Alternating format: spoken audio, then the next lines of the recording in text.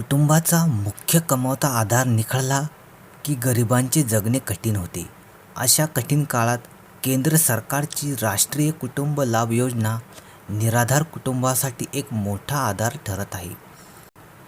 दारिद्र्य रेषेखालील कुटुंबातील कर्ता व्यक्तीचा मृत्यू झाल्यास त्याच्या वारसांना 20,000 रुपयांची तातडीची आर्थिक मदत सरकारकडून दिली जाते. काय आहे ही योजना? अर्ज कुठे व कसा करणार?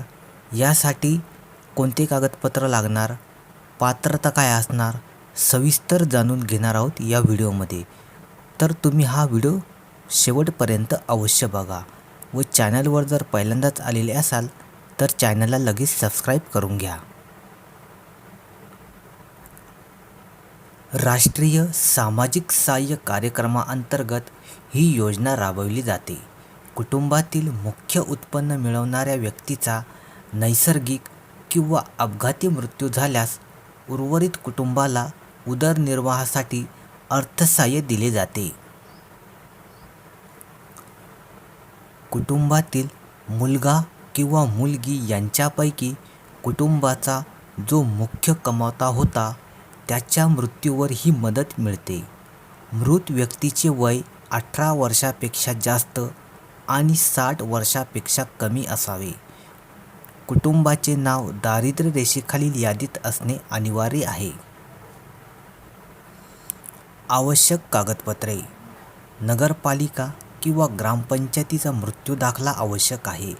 वयाचा पुरावा म्हणून मृत व्यक्तीचे आधार कार्ड देणे गरजेचे आहे.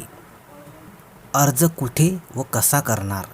या योजनेचा लाभ घेण्यासाठी अर्जदाराला ग्रामीण भागात तहसीलदार कार्यालय किंवा सेतू केंद्रात अर्ज करता येतो. शहरी भागात संबंधित महसूल विभागामध्ये अर्ज सादर करता येतो.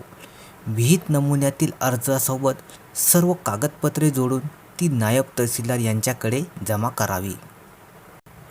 कुटुंबातील कर्त्या व्यक्तीचा मृत्यू झाल्यानंतर 2 वर्षाच्या आत मदत मिळण्यासाठी अर्ज करणे बंधनकारक आहे. नसता तुम्हाला या योजनेचा लाभ मिळत नाही. दारिद्र्य रेषेखालील जीवन जगत असलेल्या कुटुंबांसाठी ही योजना लागू आहे. मात्र माहितीचा अभाव आणि कागदपत्रांची पूर्तता न झाल्यामुळे अनेक जण या लाभांपासून वंचित राहतात. तुम्हाला देखील या योजनेचा लाभ मिळाला की नाही हे कमेंटमध्ये अवश्य कळवा व व्हिडिओ आवडल्यास नक्कीच लाईक करा, शेअर करा व चॅनलला देखील सबस्क्राईब करा. धन्यवाद.